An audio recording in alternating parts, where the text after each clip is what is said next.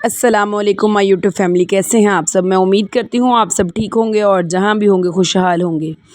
तो जी, रजब और अनस दोनों की लड़ाई जो है वो बहुत बुरे से बैडली एक्सपोज हो चुकी हुई है और बहुत सारे सबूत भी इकट्ठे हो चुके हुए हैं और लोग इसी शशोपंज में हैं कि रजब ने हमारे साथ बहुत बुरा किया या नहीं किया। अब इस चीज़ की मैं आपको इस वीडियो के साथ आप जुड़े रहें। इस वीडियो के अंदर मैं आपको तमाम चीज़ें आपके साथ डिस्कस करूंगी और फिर आपका जो भी सब कुछ चीज़ें सुनने और देखने के बाद आपका जो भी पॉइंट ऑफ व्यू होगा आपने भी वो कमेंट सेक्शन में ज़रूर शेयर करना है। तो जी, कुछ दिनों पहले रजब की सबसे पहले एक लड़ाई हुई एक रेहान मलिक के साथ, जो कि एक यूट्यूबर हैं। तो उनके साथ जब लड़ाई शुरू हुई तो काफ़ी ज़्यादा वो लड़ाई हाइप पकड़ना शुरू हो गई कि रजब भी टिकटॉक पे वीडियोज़ अपलोड कर रहा है और उधर से रेहान मलिक भी अपलोड कर रहा है। एक दूसरे को इन्होंने गंदे गंदे नामों से पुकारा। रेहान मलिक ने रजब को फैमिली बिजनेसमैन का नाम दिया और इसने भी उसका कोई इस तरह से नाम बिगाड़ दिया।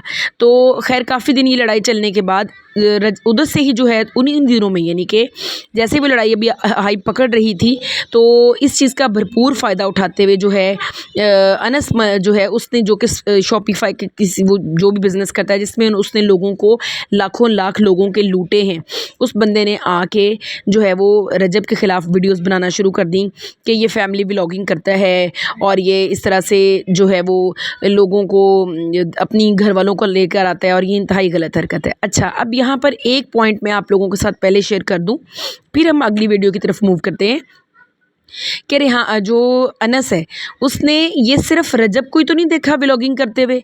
पाकिस्तान में तो फैमिली व्लॉगर्स, डकी सबसे पहले फैमिली व्लॉगर है, सिस्ट्रोलॉजी सारी फैमिली व्लॉगिंग करती है, जुल्करनैन फैमिली व्लॉगिंग करता है। अब इस चीज़ में रजब का नाम क्यों लिया गया, इसकी तरफ हम बाद में मूव करते हैं।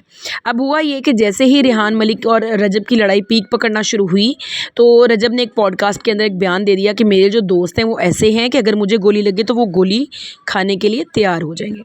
अब इस बात की वजह से टिकटॉक पे और यूट्यूब पे एक आग बर्पा हो गई।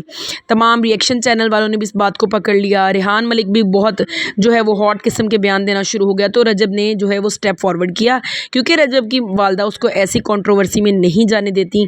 तो रजब ने आके टिकटॉक के ऊपर भी, इंस्टाग्राम के ऊपर भी एक बयान दे दिया कि मेरी किसी के साथ कोई भी लड़ाई नहीं है, मैं तमाम लड़ाइयों को, मैं तमाम बातों को खुद वाइंड अप करता हूँ।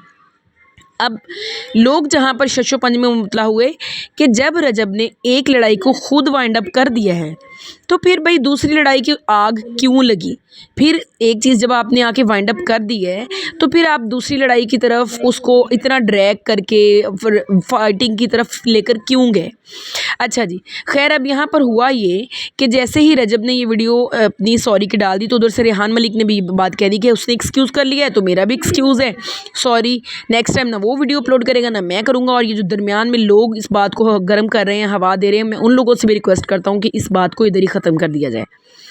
लेकिन जो अनस जो भी था, उस लड़के ने इस चीज़ को वाइंड अप नहीं किया। वो वीडियोस अपलोड करता रहा और रजब के ख़िलाफ़ काफ़ी हद तक बोलता रहा। अब यहाँ पर आपको मैं एक मेन पॉइंट बताऊँ जिससे आप लोगों को इस चीज़ का अंदाज़ा हो जाएगा, जो कि मैं काफ़ी दिनों से इस चीज़ पे काम कर रही थी।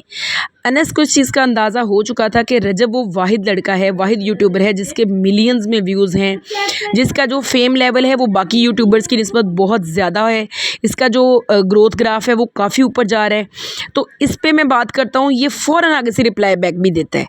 ठीक है, इससे क्या होता है कि उसके जितने भी फॉलोअर्स हैं, जब वो कहता है फ़लाने बंदे ने मेरे पे वीडियो बनाई है, रेहान मलिक ने बनाई है, अनस ने बनाई है, रजब जब रिस्पॉन्स करता है तो लोग मुझे भी आके देखते हैं। तो कहीं ना कहीं मेरा बिज़नेस कहीं ना कहीं, ऑब्वियस सी बात है, मुझे व्यूज़ मिलेंगे और मेरा बिज़नेस छा जाएगा।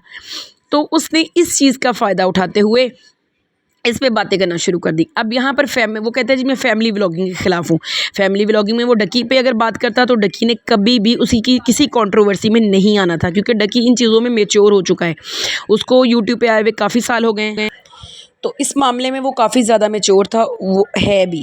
अब जब बदला ब्रदर ने डकी भाई पे कंट्रोवर्सी स्टार्ट की थी, उसकी फैमिली को रोस्ट किया था, तो उसने ये मसला यूट्यूब के बाहर हल किया था, लेकिन यूट्यूब पे उसने इस मसले के बारे में एक लफ्ज़ भी नहीं बोला।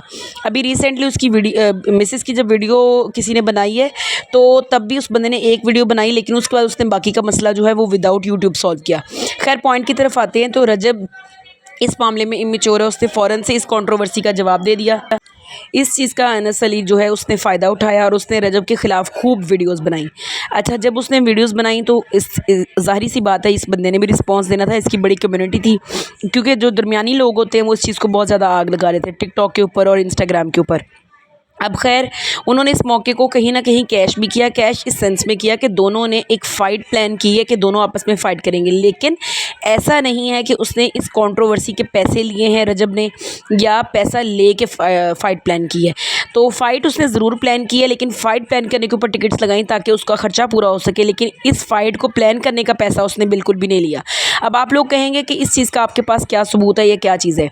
देखिए, रजब ने अपनी जैसे ही लोगों ने उसके ऊपर बातें करना शुरू की कि इसने अपने सब्सक्राइबर्स को 3-3 रुपए में बेचा है, कि इसने अपने सब्सक्राइबर्स को 3-3 रुपए में बेच दिया है, तो रजब ने इस चीज़ को इतना सीरियस लिया और उसने इंस्टाग्राम पे आके और अपनी एक वीडियो यानी स्टोरी शेयर की जिसमें उसने अपनी माँ की, अपने बाप की कसम उठा के कहा है कि मैंने उससे पैसे नहीं लिए हैं।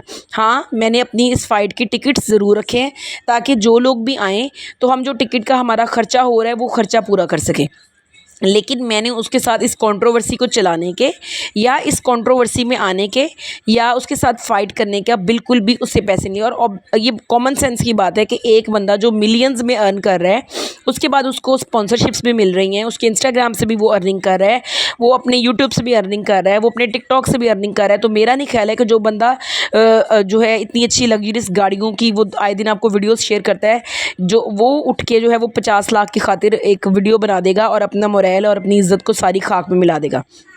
अब यहाँ पर आप देखें, कुछ यूट्यूबर्स ने भी इस चीज़ का फ़ायदा उठाया। वो यूट्यूबर्स जो नॉर्मली वीडियोस बनाया करते थे, अपनी व्लॉगिंग किया करते थे और उनके व्यूज़ नहीं आते, यानी 4000 5000 व्यू आते हैं, जैसे कि मारिया बिलाल, उन्होंने फ़ौरन से आके रजब अली के ऊपर इतना गंद बका है और साथ में ये भी लिख दिया है कि जी हाँ, ये रिएक्शन वीडियो नहीं है। इसी तरह उमर भट्ट है, उसने आके फ़ौरन बताया कि ये प्लान्ड है और ये पैसा ले रहे हैं और ये सब लोगों ने बहती गंगा में हाथ सिर्फ इसलिए धोए हैं कि इनको पता था ये एक हाइप पकड़ती हुई कंट्रोवर्सी है और रजब रिस्पॉन्स भी सबको करता है, तो इस तरह हमारे फॉलोअर्स भी बढ़ेंगे, हमारी व्यूवरशिप भी ज़्यादा हो जाएगी और हमें कहीं ना कहीं इस चीज़ का फ़ायदा ज़रूर होगा।